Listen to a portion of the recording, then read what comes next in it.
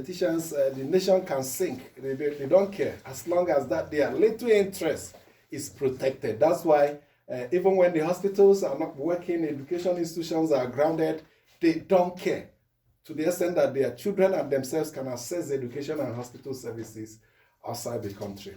We need to change that narrative, change that mindset, elect people that have the interest of the citizenry, especially the vulnerable, into office, because the law should be protective of the weak. But in Nigeria, it's the reverse that we have. The laws reinforces the supremacy of the elite and the big men.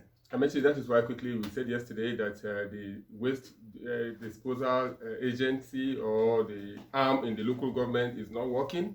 And if you wake up in the morning, you see that the federal government has established what they call NESRA, that has to do with waste disposal as well.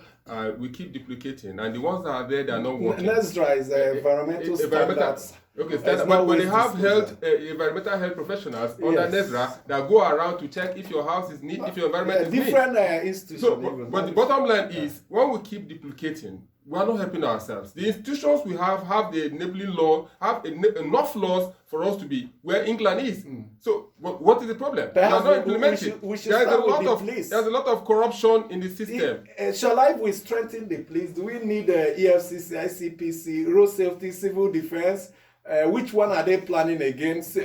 What do they call it? Peace Corps. Peace Corps. And tomorrow there's Mexico. There's Mexico. There's National Peace Corps as well. Mexico, I think, is an international NGO. If we start with the police, we streamline them. Visit every other sector and streamline. That's what Steve Orosa said in that report. Amechi, I did an analysis and an extensive report on that.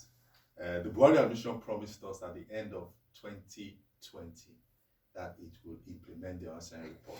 It set up a committee. President Buhari will leave in the next few months. That I can assure you. The lever and the political will to implement that report is not completely lacking. Just as Goodluck Jonathan set it up and it displayed a lack of will. So who will have that will to look at their faces and tell them, I'm doing this for the interest of Nigeria? Who will be that person? That's the person we are praying for. Maybe we'll get a commitment from the presidential candidate when they come for town hall campaigns. We'll ask them so that make a commitment. But again, they can make a commitment, but when they get to office, they see a different thing, altogether. I mean, we're talking of the police. Good news, at least female police officers, personnel.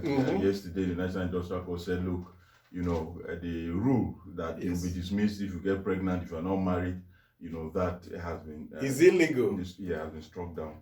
Yes, let's elaborate a bit on it. A female police officer married, got pregnant, and she was dismissed. She went to court, and the court says, what of the men? If a male police officer impregnates another lady, and he's unmarried, you will not sack him. You will not go after him. But you target the female. That's what the National Industrial Corps and awarded 5 million naira in damages that the police should pay her 5 million. But unfortunately, they cannot answer her second prayer for her to be reinstated because she hasn't been confirmed as a police officer. Just on probation as it were. So, but that sets a precedence for, what eventually will happen. I hope there will be no appeal.